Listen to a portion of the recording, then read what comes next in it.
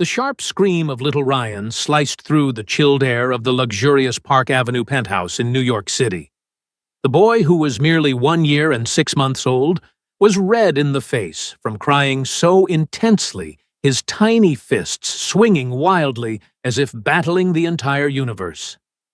Victor Norton, a man of 52 years, stood frozen near the door, his $50,000 tailored suit completely ruined by the pear puree his son had just spat out. The most feared billionaire in Manhattan looked like an utterly defeated man, his hands trembling slightly as he watched the heir who fiercely rejected everyone and everything around him. "Mr. Norton! I simply cannot take this anymore!" shouted Alice, the highly recommended nanny hired exactly 1 week ago. She was the 8th professional to quit in just 2 months, throwing her arms up in total frustration. "This child is not normal in any way. He bites me, scratches my arms, and spits his food right in my face, so I resign immediately." The 40-year-old woman, who boasted a prestigious degree in early childhood education and 15 years of elite experience, threw her pristine apron onto the polished hardwood floor and stormed out. The sharp clicking of her high heels echoed down the massive hallway until it vanished into the private elevator, leaving Victor staring hopelessly at his weeping son. The sprawling 500-square-meter apartment had never felt so painfully hollow and desolate since his beloved wife Lily passed away exactly 1 year ago.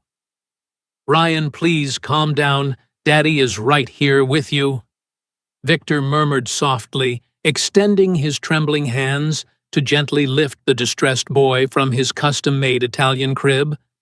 But Ryan forcefully pulled his little body backward, twisting away from his father's touch and instantly raising the sheer volume of his desperate, heartbreaking wails.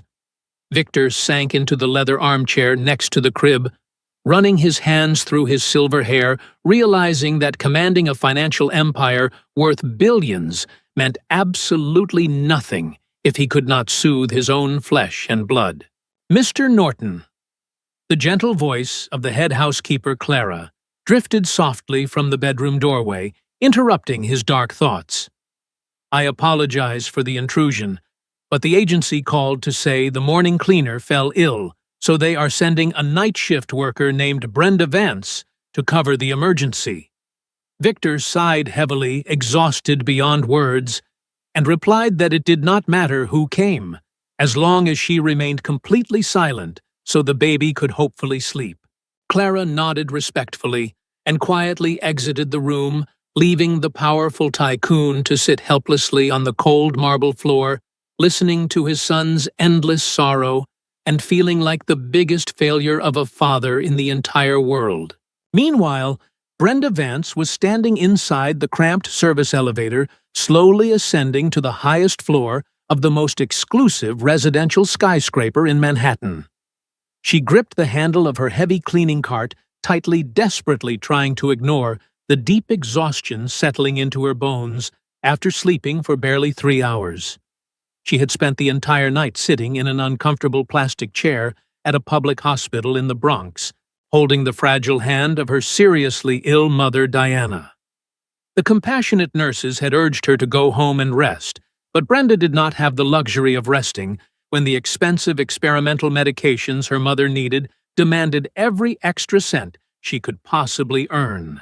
The elevator softly dinged as it arrived at the 42nd floor, and Brenda pushed her heavy cart out into the familiar long service corridor.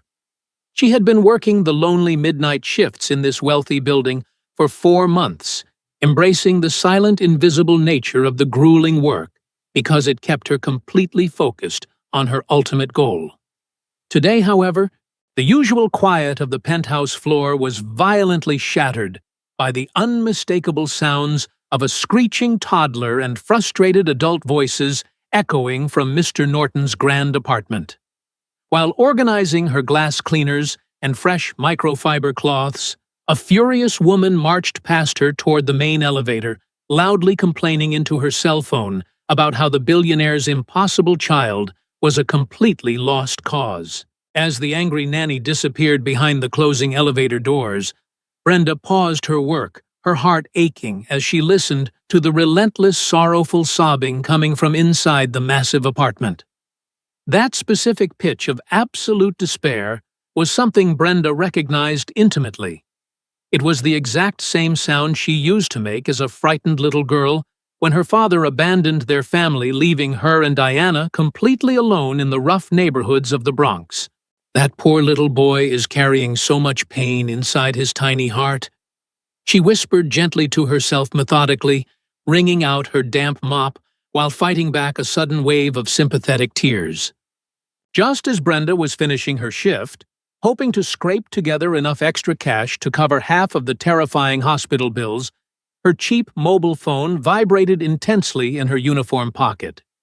It was an urgent text message from Rachel, the stern supervisor of the cleaning company, demanding that Brenda rush straight into Mr. Norton's apartment because a major kitchen pipe had suddenly burst. The supervisor explained that the wealthy owner was completely panicked about his priceless antique furniture getting ruined by the spreading floodwaters, and he was offering a generous cash bonus to whoever could fix the disastrous mess immediately. Knowing that this unexpected bonus could literally buy her mother a few more days of life-saving medicine, Brenda grabbed her heavy wet vacuum equipment and practically sprinted toward the kitchen entrance of the penthouse. Brenda pushed her heavy equipment through the service door and was immediately met by a frantic Clara, who pointed frantically toward the rapidly expanding pool of water soaking the expansive kitchen floor. "Thank goodness you arrived so quickly, Brenda, because the water is already creeping toward the formal living room, and Mr. Norton is trapped in the nursery with the 9th nanny trying to calm that poor crying child," Clara explained in a hushed, terrified whisper. Brenda wasted absolutely no time instantly powering on the specialized wet vacuum and working with practiced efficiency to suck up the spreading disaster before it could reach the priceless Persian rugs. She moved in complete silence, deeply respecting the strict orders to avoid making any unnecessary noise that might further upset the already distressed billionaire and his inconsolable toddler. After working tirelessly for a solid hour, the kitchen and the adjoining hallway were completely dry and safe from the devastating water damage that had threatened the extravagant Manhattan residence. Brenda wiped the sweat from her forehead with the back of her tired hand, carefully gathering her damp rags and heavy buckets to quietly make her way out of the luxurious apartment. As she tiptoed silently past the grand hallway leading to the master bedrooms, she noticed a slightly ajar door and heard the hushed, deeply annoyed voice of a young woman speaking on her mobile phone. "I know this kid is an absolute nightmare, Mom, but the paycheck is incredibly huge, so I will just pretend to care until tomorrow morning, and then I am quitting this horrible nightmare," the temporary nanny muttered coldly. Brenda stopped dead in her tracks, a hot wave of pure maternal anger rushing through her exhausted veins as she listened to the callous woman completely dismiss the suffering of a grieving child.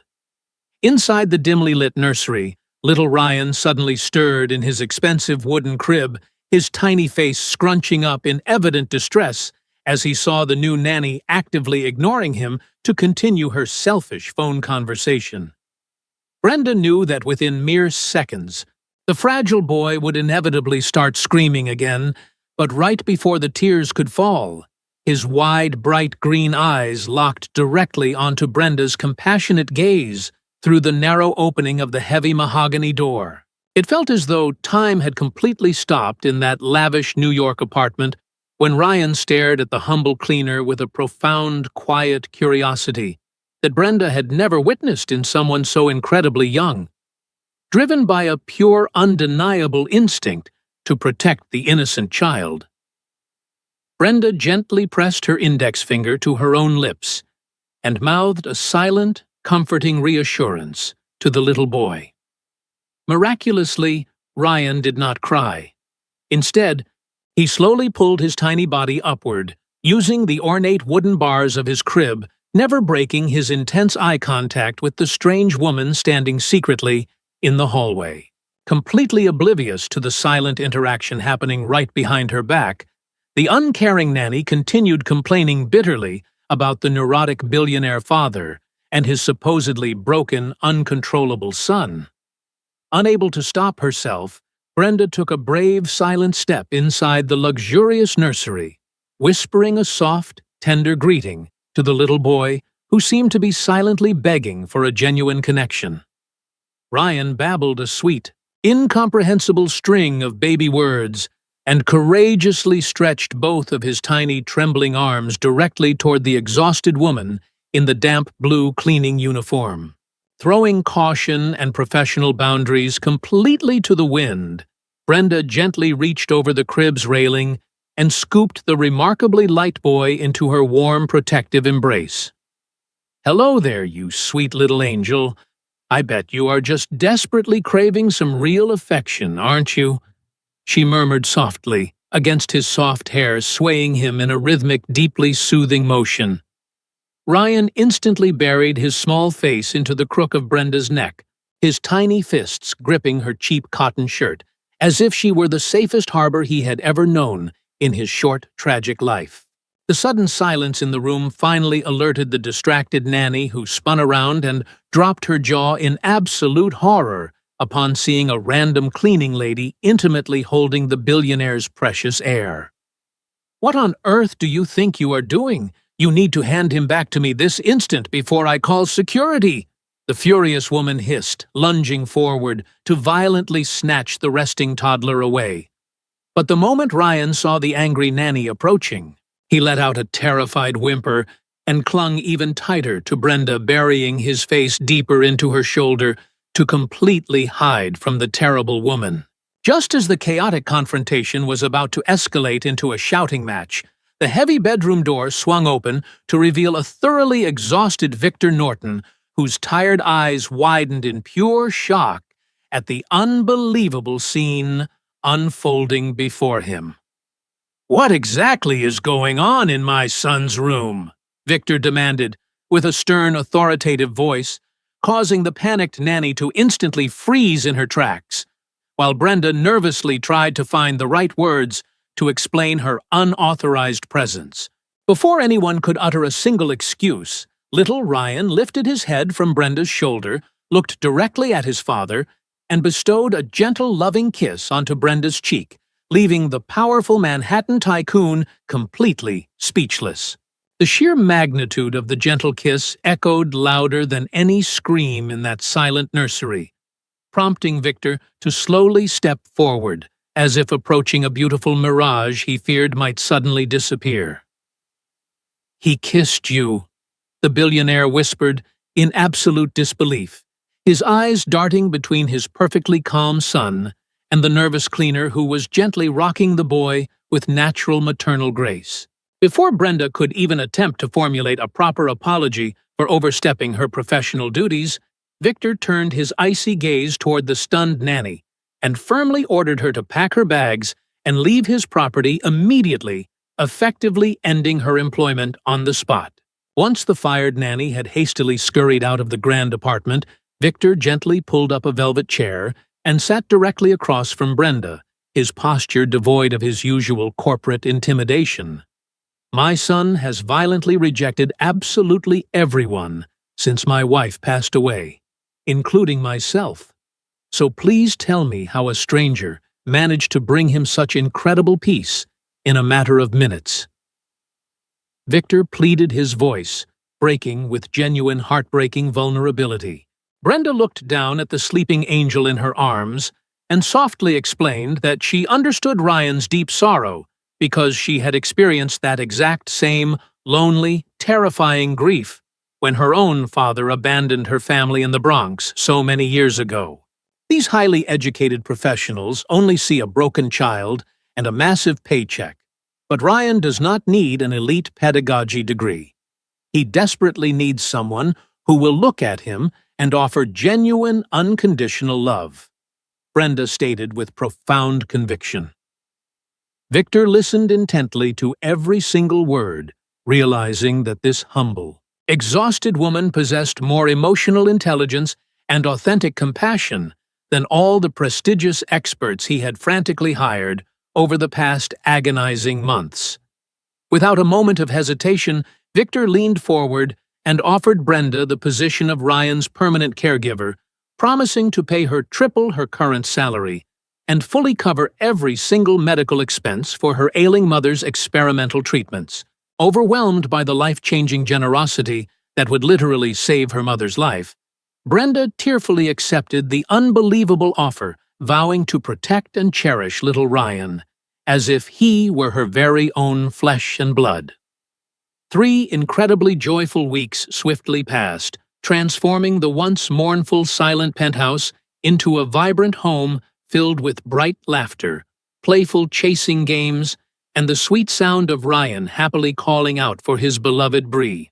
Victor found himself rushing home from his corporate headquarters much earlier every evening, his heart soaring every time he walked through the door to find his previously broken son giggling uncontrollably in Brenda's loving, protective arms. The beautiful tranquility of their newly formed routine was abruptly shattered one rainy Tuesday afternoon when the private elevator doors burst open to reveal Leonard Barnes, the impeccably dressed, relentlessly ambitious brother of Victor's late wife, Lily. Leonard was a completely ruthless 40-year-old corporate lawyer who served as the primary trustee of Ryan's massive inheritance fund, and his face was twisted into a mask of pure, unadulterated fury as he marched straight into Victor's opulent home office. "Victor, we need to have a very serious conversation immediately about the completely unacceptable rumors I am hearing regarding the absolute peasant you have recklessly allowed to raise my beloved sister's only child," Leonard spat out bitterly. Victor firmly stood his ground behind his massive oak desk, his jaw clenching tightly as he aggressively defended Brenda's impeccable character and the miraculous, undeniable joy she had single-handedly brought back into his son's shattered life. "She is not merely a peasant, Leonard. She is the only human being on this earth who managed to pull Ryan out of his severe depression, and her previous job as a cleaner is entirely irrelevant to her magnificent heart." Victor fired back fiercely. Leonard scoffed loudly, pacing the expensive carpet, while arguing that the sole heir to the monumental Norton financial empire required elite cultural refinement, prestigious tutoring, and a sophisticated guardian, not a hopelessly uneducated woman from the impoverished streets of the Bronx. Right in the middle of their heated, escalating argument, Brenda completely unknowingly walked into the grand office carrying a very happy Ryan, who was holding a brightly colored plastic toy and babbling joyfully about his day. The moment the little boy spotted his severe, judgmental uncle standing aggressively in the room, Ryan's bright smile instantly vanished, and he tightly wrapped his small arms around Brenda's neck, burying his face into her shoulder for ultimate safety. Leonard watched this undeniable display of absolute preference with narrowed, calculating eyes, his pride deeply wounded by the undeniable fact that his own nephew overwhelmingly preferred the comforting embrace of a lowly maid over his own prestigious blood relative. "You are actively allowing this manipulative lower-class woman to completely erase the sacred memory of my sister, and I will absolutely not stand by and watch you destroy this family's legacy," Leonard threatened menacingly as he aggressively snatched his expensive leather briefcase. He stormed out of the luxurious penthouse without another word, leaving a heavy, toxic cloud of anxiety hanging over the room, while Victor deeply feared that his powerful, ruthless brother-in-law would inevitably weaponize his vast legal resources to tear their fragile, newly found happiness completely apart. 2 tense weeks after Leonard's ominous departure, Victor was peacefully sipping his morning coffee when his mobile phone erupted into a frantic symphony of endless notifications and an urgent, panicked incoming call from his executive assistant, Sarah. "Mr. Norton, you absolutely must look at the internet right this second, because there is a massive, coordinated media scandal blowing up across every major gossip outlet and financial news platform. Sarah yelled through the speaker, her voice trembling with genuine professional terror. Victor's stomach dropped into a bottomless abyss as he quickly opened his silver laptop, his eyes widening in pure horror at the devastatingly cruel headlines violently plastered across the glowing digital screen. The malicious articles featured highly invasive, secretly captured paparazzi photographs of Victor, Brenda, and little Ryan enjoying a beautifully innocent afternoon picnic together on the lush green lawns of Central Park just the previous weekend. The vicious headlines screamed outrageous lies. Billionaire widower brainwashed by manipulative Bronx cleaning lady, and Norton heir placed in extreme danger by reckless, unqualified gold digger, painting their wholesome family outing as a deeply sinister, calculated trap. Anonymous sources, who Victor immediately suspected were heavily bribed by Leonard, viciously claimed that Brenda was deliberately neglecting the child's basic educational needs and using dark, seductive tactics to completely control the grieving, vulnerable tycoon. Before Victor could even attempt to process the absolute cruelty of the fabricated scandal, his phone aggressively rang again, this time displaying the incredibly stern name of Robert Adams, the fiercely conservative president of the company's powerful board of directors. Victor, our prestigious investors are threatening to completely pull their massive capital out of our upcoming ventures because your messy personal life is making you look wildly unstable and dangerously compromised. Robert barked forcefully through the secure corporate line. The furious board president demanded that Victor immediately terminate the controversial Nanny to salvage the company's plummeting public image, completely ignoring Victor's desperate pleas that Brenda was the sole reason his beloved son was finally surviving. The nightmare relentlessly compounded when Victor's brilliant personal lawyer Matthew called just moments later with news that sent a paralyzing shock of pure terror straight into Victor's frantically racing heart. Leonard Barnes has officially filed an emergency legal petition in the Manhattan family court, aggressively demanding full physical custody of Ryan by brutally accusing you of gross parental negligence and severe moral turpitude. The lawyer explained with a heavy, deeply concerned sigh. Matthew painfully clarified that Leonard had successfully weaponized the terrible tabloids and gathered bitter testimonies from the previously fired nannies, perfectly crafting a devastatingly false narrative that Victor was an unfit father blindly entrusting an empire's heir to a dangerous grifter.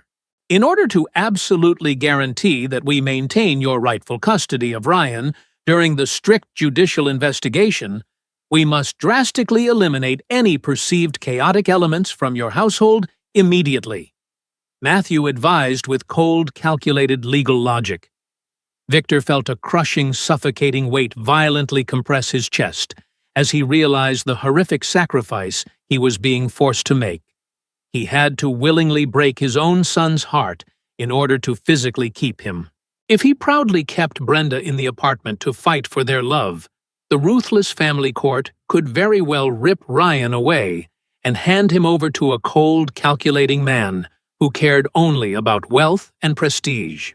Victor slowly walked back into the bright, sunny living room, feeling like an absolute monster as he watched Brenda cheerfully building a massive, colorful fortress out of plastic blocks with a giggling, utterly radiant Ryan. The devastating sorrow radiating from Victor's pale face instantly alerted Brenda, who gently set down a bright yellow block and walked over to him, her warm eyes filled with deep, unconditional concern for the man she had secretly grown to love. With a shattering voice, Victor explained the absolute severity of the emergency custody petition and the heartbreaking reality that her continued presence in the penthouse would inevitably cost him his precious son. Tears quietly streamed down Brenda's beautiful face, but she bravely nodded in complete understanding, knowing deep in her pure soul that a child fundamentally belonged with his devoted, loving father above all else. I will pack my modest belongings and leave immediately, Mr. Norton, because Ryan's ultimate safety and your legal victory are the only things that truly matter in this terrifying situation," she whispered, selflessly sacrificing her own immense happiness for their ultimate protection. Victor promised to continuously fund her mother's vital treatments and provide a massive financial severance, but the money felt like absolutely nothing compared to the tragic loss of the incredible woman who had breathed life back into his broken home. When the time finally came to brutally say goodbye, Victor and Brenda fabricated a gentle, agonizingly painful lie for the confused little boy, explaining that his beloved Bree desperately needed to travel far away to care for her ailing grandmother. Ryan whimpered softly, his tiny hands gripping Brenda's shirt, exactly as he had done on their very first magical night together, while Victor stood helplessly in the background, tears silently falling down his own face. As the heavy penthouse doors finally clicked shut behind Brenda, the massive Manhattan apartment instantly plunged back into a freezing, echoing silence, leaving a shattered father and a crying baby, alone in their vast, empty fortress of immense wealth. 3 incredibly agonizing days crawled by since Brenda's heartbreaking departure, and the luxurious Park Avenue penthouse had violently reverted into a deeply sorrowful, overwhelmingly silent tomb that continuously echoed with endless tragedy.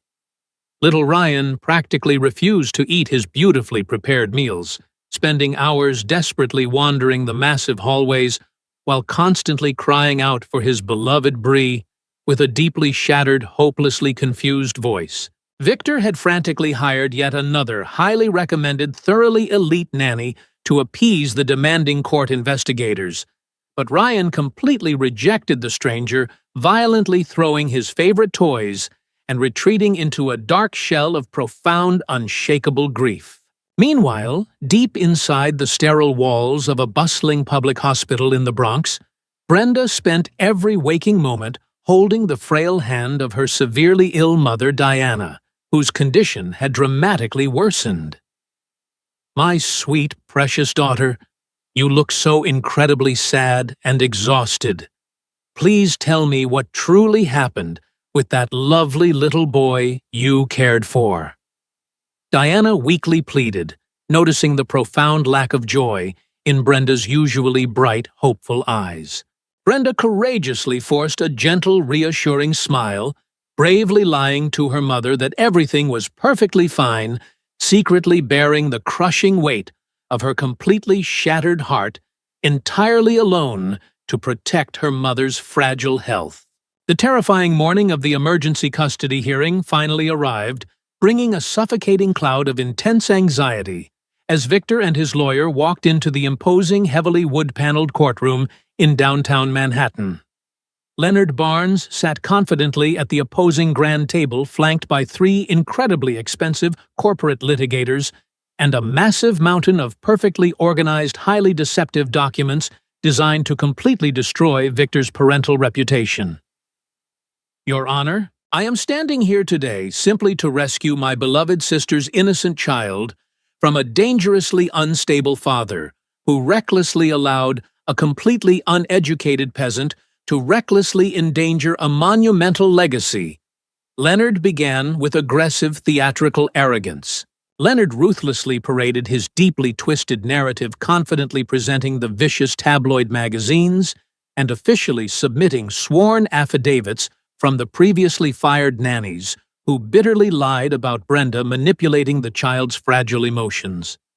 Victor's hands shook with violent, uncontrollable rage as he listened to his greedy brother-in-law brutally assassinate the pure, beautiful character of the incredible woman who had miraculously saved his dying family. But just as Leonard smugly rested his seemingly flawless case, Victor's brilliant attorney Matthew calmly stood up and confidently requested the immediate permission to call a highly unexpected, incredibly vital surprise witness to the main stand. The heavy mahogany doors of the courtroom dramatically swung open, and Helen Smith, The highly respected head nurse from the public hospital, where Brenda's mother was being heavily treated, walked purposefully toward the central witness box. "Nurse Smith, can you please explicitly detail for this honorable court the incredibly disturbing encounter you experienced with Mr. Barnes precisely 2 weeks ago?" Matthew asked in a booming, highly commanding voice that echoed perfectly across the completely silent courtroom. The experienced nurse looked directly at the stern judge and loudly testified that Leonard had aggressively attempted to bribe her with a massive sum of hidden cash to falsely swear that Brenda had violently abandoned her dying mother. A collective massive gasp of pure shock violently rippled through the crowded gallery as the undeniable reality of Leonard's deeply criminal, incredibly malicious conspiracy was fully exposed to the righteous fury of the presiding magistrate. "She is the most incredibly devoted, fiercely loving daughter I have ever witnessed in my 30 years of medical service." And she spoke of little Ryan with the exact same pure, unconditional love. Nurse Smith proudly concluded, with absolute, undeniable conviction.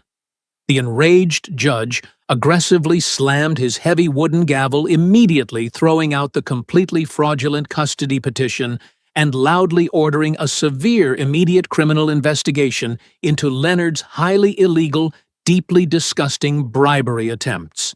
The immense crushing weight of 1,000 dark nightmares instantly lifted from Victor's tired shoulders. But his rapidly beating heart immediately realized there was still one incredibly vital, massively important mission left to completely resolve. He practically sprinted out of the imposing courthouse doors, completely ignoring his cheering legal team, and frantically dialed his loyal assistant, Sarah, loudly demanding she track down the exact hospital room where Brenda's mother was currently residing. Upon receiving the precise details, Victor recklessly threw himself into his waiting black car, shouting at his driver to speed fiercely through the chaotic New York traffic, as if his very life depended entirely on reaching the Bronx. Every single second trapped inside the speeding luxury vehicle felt like an absolute agonizing eternity as Victor desperately rehearsed the massive, profound apologies he owed to the beautiful woman he had cowardly pushed away.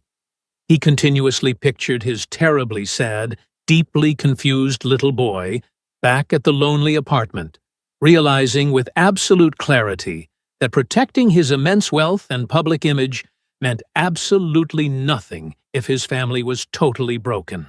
When the car finally screeched to a violent halt outside the busy hospital entrance, Victor sprinted through the sliding glass doors, his incredibly determined soul completely ready to violently fight for the beautiful future he so desperately craved.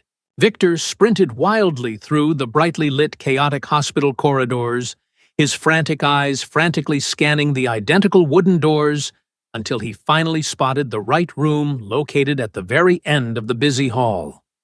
Peering carefully through the small rectangular window, he saw Brenda gently brushing her mother's gray hair, her beautiful face etched with a profound, quiet sorrow that made Victor's heart physically ache with overwhelming guilt. He took a massive, trembling breath, slowly turned the silver handle and softly stepped into the quiet room, causing Brenda to gasp loudly and drop the plastic brush upon seeing the powerful billionaire standing entirely out of breath. The brutal court battle is completely over. The corrupt judge dismissed the fraudulent case, and Leonard is actively being investigated for his terrible crimes. Victor blurted out quickly, desperate to immediately ease any terrible fears she might still harbor. Before Brenda could even process the incredibly joyous news, Victor closed the distance between them, falling deeply to his knees beside her incredibly cheap plastic chair, with tears openly streaming down his handsome face. "I was an incredibly weak, terrified coward to ever let you leave our home, and I am begging you to please forgive my terrible mistakes, because I am hopelessly, completely, deeply in love with you," Victor confessed passionately. Brenda sat completely frozen in pure, unadulterated shock, her heart aggressively pounding against her ribs as she listened to the incredibly powerful man openly pour out his entirely raw, deeply vulnerable soul right in front of her. But before she could formulate a proper response to his massive, life-altering confession, a tiny, incredibly familiar voice suddenly shrieked with absolute, uncontainable joy from the crowded hallway outside their open door. Little Ryan, who had miraculously managed to escape his totally overwhelmed temporary nanny in the busy lobby downstairs, rushed into the small room as fast as his tiny legs could carry his incredibly excited body. Bree Bree, the ecstatic toddler, practically screamed, launching his incredibly tiny body completely into Brenda's wide, waiting arms, while violently sobbing massive, heavy tears of pure, overwhelming relief and boundless happiness. Brenda buried her tear-soaked face directly into the little boy's soft, incredibly sweet-smelling hair, violently crying as she tightly rocked him back and forth, silently promising the universe that she would absolutely never let him go again. Slowly waking up to the beautiful, incredibly loud commotion, Diana gently opened her incredibly tired eyes, flashing a weak but profoundly knowing smile as she witnessed the completely undeniable, fiercely beautiful love binding the three souls together. Life is far too incredibly short and utterly unpredictable to ever walk away from such true, magnificent love, my beautifully brave daughter.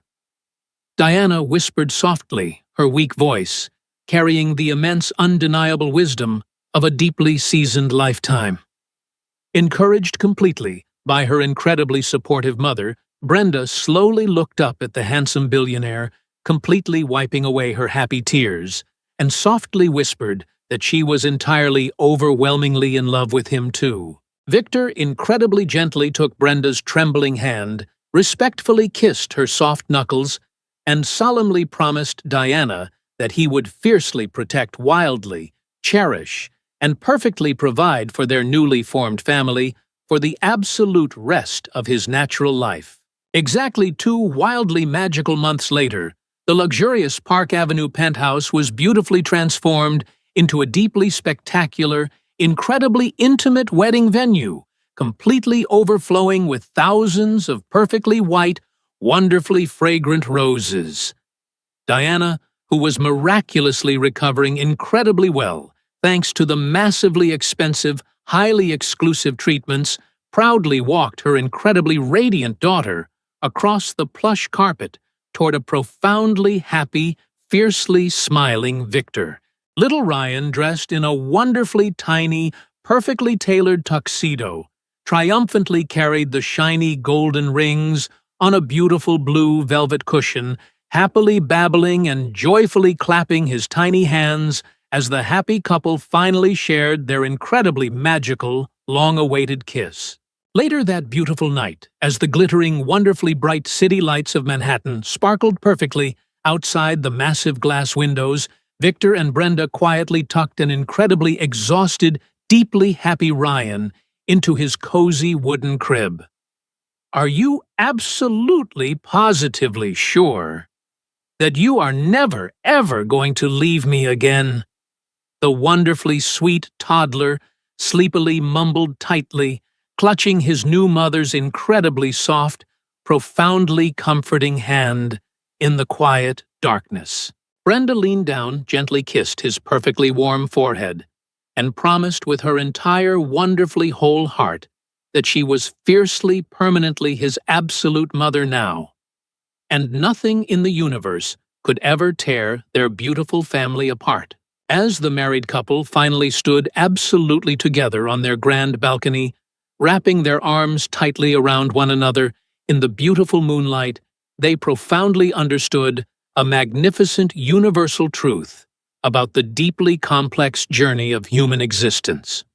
True wealth is completely invisible to the greedy eyes of banking institutions, as it resides entirely within the quiet warmth of a deeply faithful family, the undeniable loyalty of a fiercely dedicated partner, and the pure, beautiful laughter of a deeply loved child.